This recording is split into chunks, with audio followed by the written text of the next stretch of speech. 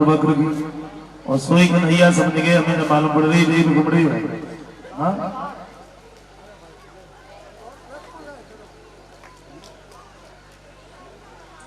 अच्छा बताया तो ये जाता है,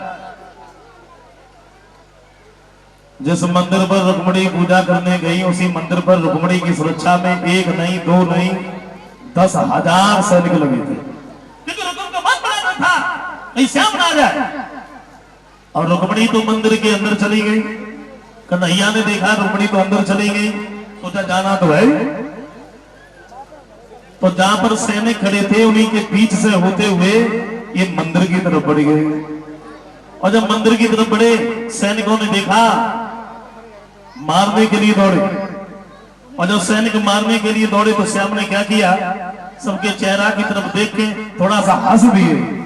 और जैसे श्याम हंसे ये मारना तो भूल गए, सुंदरता देखने लगे। एक बोला भैया पता नहीं कौन है, कहां से आया, हंसता बड़ा अच्छा है। दूसरा कहने लगा हंसी देखते रहोगे, चरण पादुका देखो, चरण पादुका कितनी सुंदर है। तीसरा कहने लगा थोड़ा पीतांबर तो देखो, किसी ने नहीं रोका। और रोको भी कैसे, क्योंकि कन्हैया की हंसी में ही तो सब कुछ है। और जहां श्याम हंसे समझ लो सब। हाँ मंदिर के अंदर पहुंच गए, रुक्मिणी ने देखा तो गिरिजा मां को साक्षी मान करके कन्हैया की गर्दन में पुष्पों का हार डाल दिया। अब श्याम ने सोचा अभी तो अकेले थे तो निकल आए, अब रुक्मिणी साथ में अब नहीं जा पाए और जाना तो है। कन्हैया ने रुक्मिणी को गोद में उठाया, उसी रास्ते से निकल के चले। कोई नहीं बोला, सैनिक खड़े खड़े देख रहे हैं। बोला हाँ क्या चांद है। और चांद सुंदर ने रुक्मिणी को रथ में बिठाया, धीरे धीरे रथ आगे बढ़ा दिया। एक बोला भैया पता नहीं कौन था, कहां से आया चला गया, बड़ा सुंदर था। दूसरा कहने लगा बोलो तो ठीक है, हम लोग यहाँ क्यों खड़े, रुक्मिणी की सुरक्षा में। तो रुक्मिणी है कहाँ, अंदर मंदिर में। उड़ जाके देखो तो भाई, देखा तो रुक्मिणी है नहीं। एक कहने लगा श्रीमान जी रुक्मिणी कहाँ है, बोले मुझे नहीं मालूम कहाँ। ए भाई साहब रुक्मिणी कहाँ है, बोले मुझे नहीं मालूम कहाँ। एक बोला मैं बताऊं, बताइए। बोले वो ले तो गया। जब आप ये बोले क्या, फिर तुम रोका क्यों नहीं। वो बोलो हमने सोची जोड़ी बड़ी अच्छी है, ले जाने तो होगा, फिर बाद में देखा जाएगा। अब तो तत्काल भागे, रुक्मिणी को ले गया, रुक्मिणी को ले गया। कन्हैया ने थोड़ी दूर चलाओ, खड़ो कर लो। रुक्मिणी बोली थोड़ा जल्दी चलाओ, क्यों मेरा भाई आया। श्याम सुंदर बोले बाल से तो घोड़ा भाग के आए और जहां से भगा के ले जाए आ जानते भाई है। और तब तक तो रास्ता घेर ली,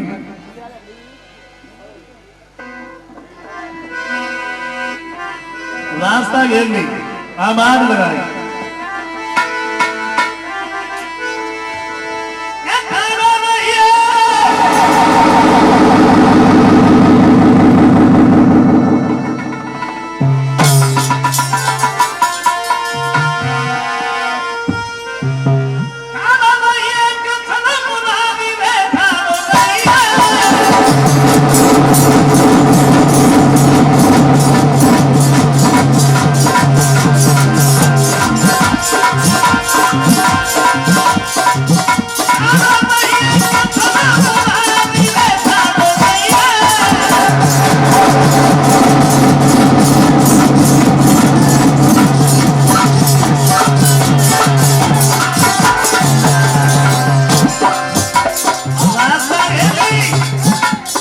एक बात नहीं, अभी तक तो माखन चुराता रहा, ये धंधा भी शुरू कर लिया। रुक्मिणी मेरी बहन है, बोला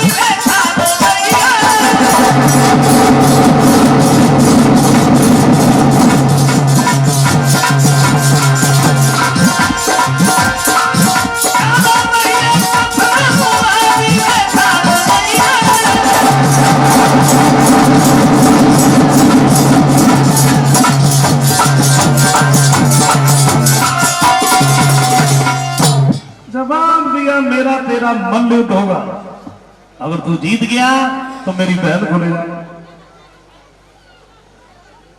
और जैसे ही इतने शब्द सुने श्याम सुंदर से तत्काल ही रस से उतर के चले। रुक्मिणी ने हाथ पकड़ लिया, कहाँ जा रहे?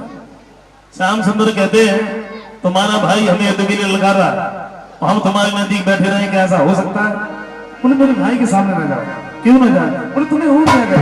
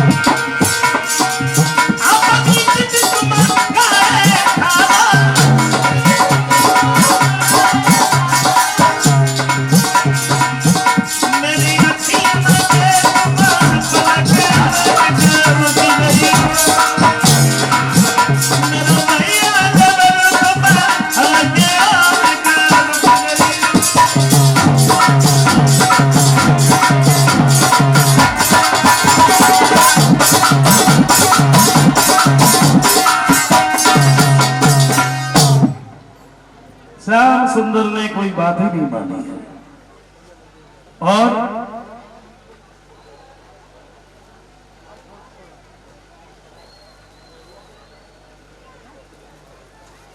रथ से उतर के जैसे चले रुकुम के नजदीक पहुंचे। नैया में रुकुम में मल्लयुद्ध हुआ। कोई पेश नहीं गई, उछाल करके जमीन पर पटक दिया। तलवार लेकर के मारना चाहे तो हाथ पकड़ लिया रुक्मिणी ने, मेरे भाई को। श्याम सुंदर ने रुकुम को पकड़ करके रथ के पीछे बांध लिया। बलराम ने देखा कि श्याम को बड़ी देर हो गई, अभी लौट के नहीं आए, चले कहां गए? पता किया तो ये बताया कि जो ब्राह्मण देव आए थे कि कुंदनपुर के बारे में बातें कर रहे थे। रथ सजवाया, तत्काली देखने के लिए चले तो रास्ते में श्याम मिल गए। रुक्मिणी को रथ में बैठा हुआ देखा तो पूछ लिया, श्याम किसकी लड़की को लेके आए तुम? कन्हैया बोले भैया क्या मैं मेरे दोस्त है। अच्छा लड़की को तुम लेके आए, दोस्त किसी और का है? बोले इन्होंने मेरे पास पत्र भेजा, मैं तब आया। बलराम कहते क्या नाम है तुम्हारा? तुम्हारे भोले भाले श्याम को बदनाम करना चाहती हो, क्या एक पत्र भेजा? कहा मेरा नाम रुक्मिणी है, मेरा भाई हमने साले के साथ में शादी कर रहा था और मैंने श्याम को बचपन से जाना, इसलिए मैंने इनके पास में पत्र भेजा। तो बलराम बोले रुक्मिणी अगर ऐसी बात है तो तुम बिल्कुल भी चिंता मत करो, हम तुम्हारे भाई कोई जीवित नहीं छोड़ेंगे। रथ के पीछे नजर पड़ी, रुकुम को बना हुआ देखा तो पूछ लिया, श्याम ये रथ के पीछे किसे बात है? कन्हैया बोले बस भैया कहे तो साले साहब है, तो रुक्मिणी बीच में आएगी, साले में तो मसाले भरेंगे जोड़ोगे। बोले ऐसा करो जाने दो, छोड़ दो। छोड़ दिया। रुकुम जो था ये पहुंच गया छतपाल के नजदीक। बोले दूल्हा बने बैठे रहो, शादी किसके साथ में करोगे? रुक्मिणी को तुम फिर ले क्या भागे, रास्ता घेर। बलराम कहते हैं श्याम रुक्मिणी को छोड़ करके नहीं डाला, ये सेना मेरे लिए ज्यादा नहीं। हाथों में हलमूसल उठाया, जितनी भी सेना थी सबको मार दिया। ये दोनों अपने प्राण बचा करके वहां से भाग गए। महाराज भीष्म को जब ये खबर मिली है श्याम और बलराम आए हैं तो बड़े आदर सम्मान के साथ में इन्हें घर पर ही बुलवाया, फिर इनका विवाह हुआ।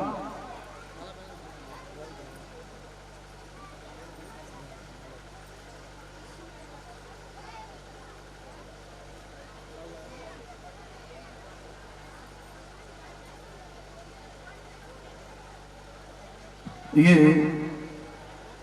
501 रुपए हमारे पास में है। श्रीमान श्याम किशोर यादव जो एडवोकेट हाई कोर्ट इलाहाबाद, इनकी तरफ से आए हैं। जो श्याम किशोर यादव की तरफ से एडवोकेट हाई कोर्ट इलाहाबाद।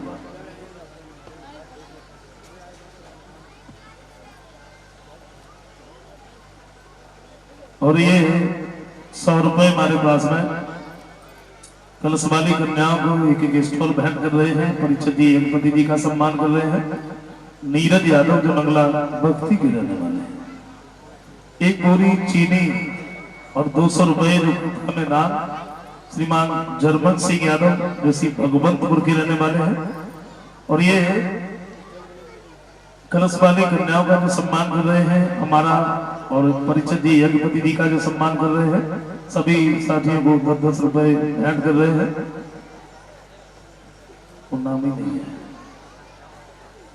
201 रुपए हमारे पास में सुनील यादव की तरफ से आए हैं, किसी भगवंतपुर के रहने वाले हैं। भाई गीत लिखा है मटका कुलबी, कल तो हमने सुनाया था। ये 500 रुपए और एक चीनी की बोरी कथा में दान कर रहे हैं शैतान सिंह, जो निवासी खेरिया है। अच्छा, कुंदनपुर की जो नारियल है जो गाली देती नहीं बोली कन्हैया श्याम, अरे मोर हम कुटु फिरे बादी लला ओ कोई बाप लगे